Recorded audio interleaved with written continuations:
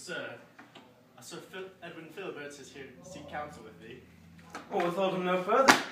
He's an old friend who requires my whereabouts, and I'd sooner keep company with old friends than dead ones. Speak swift like the wind. 'Tis strange the workings of the world, that an old friend should be lost and a new one returned. And my fortune started lifting? I do pray so. God himself could scarcely lift the shadow cast upon these morbid days. Ah, Edwin. It brings me great joy to see you scouring these halls, which we shall rapidly ram through as kids. But pray, tell you, sir, it's not likely to see you this far from the Northlands. What brings you to Denmark? Oh, good Horatio. It brings me great pleasure to see that the ages have not sapped the grace from your step.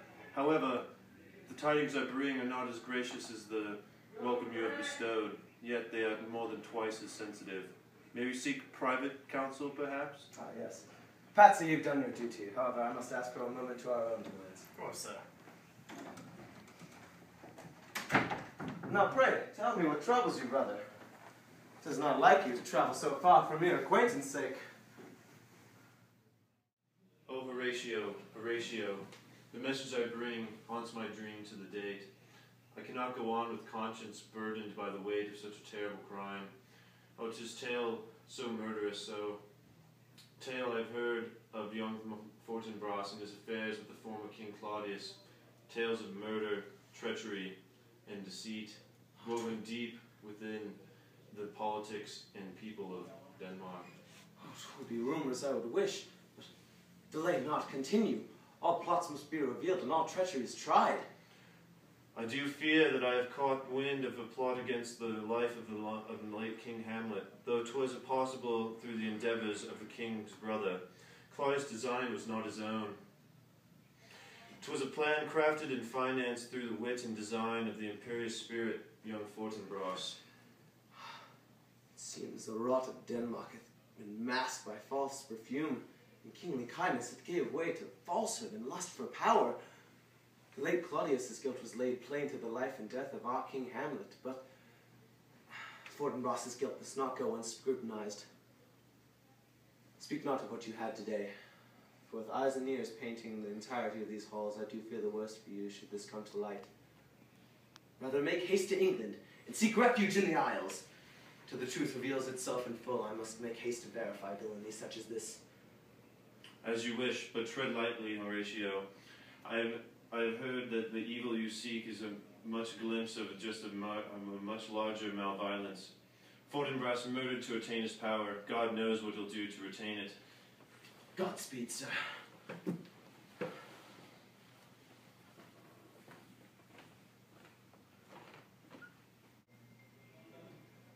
Oh, that Denmark would see better days than these, I still dream.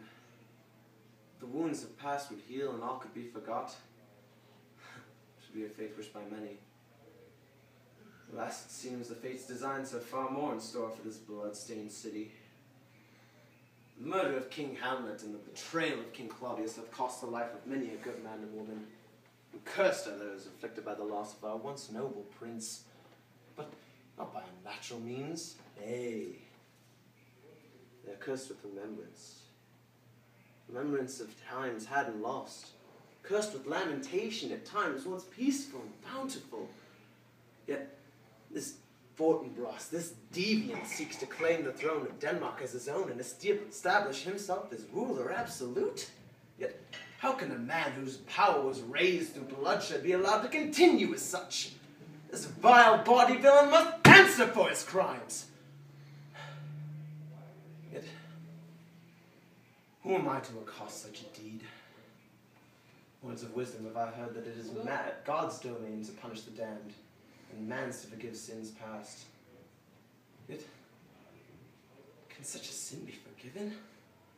Can man truly go on with the knowledge of such a crime and leave punishment to the divine? Nay, when the hands of the empowered are drenched in the blood of the innocent, action must be taken, blood for blood and eye for eye. It's soft. These thoughts are but echoes of the tribulations our Prince Hamlet once faced. Oh, Hamlet, two of us. so low by your own designs. Your hunger for justice tainted your very livelihood and brought you past the point of no return. Yet, in those moments, in those final moments, did you find your satisfaction? The dilemmas you faced dissolved and all your worries washed away as you plunged your rapier deep into the heart of your troubles. Oh, if I could but ask. Immortal men are cursed to wonder and wait to fully comprehend the consequence of our actions. But the dead are timeless. The dead fear nothing. Their corollaries are muted by the veil between this world and the next. And so I'm cursed to wonder and wait. Time waits for no man. And as I stand unmoved, Fortinbras is set to ascend at the throne. Prince Hamlet bade me give Fortinbras his voice, yet the man he knew was but a mask. I must ascertain the true nature of this soon-to-be king, lest another murderer rest upon our thrones.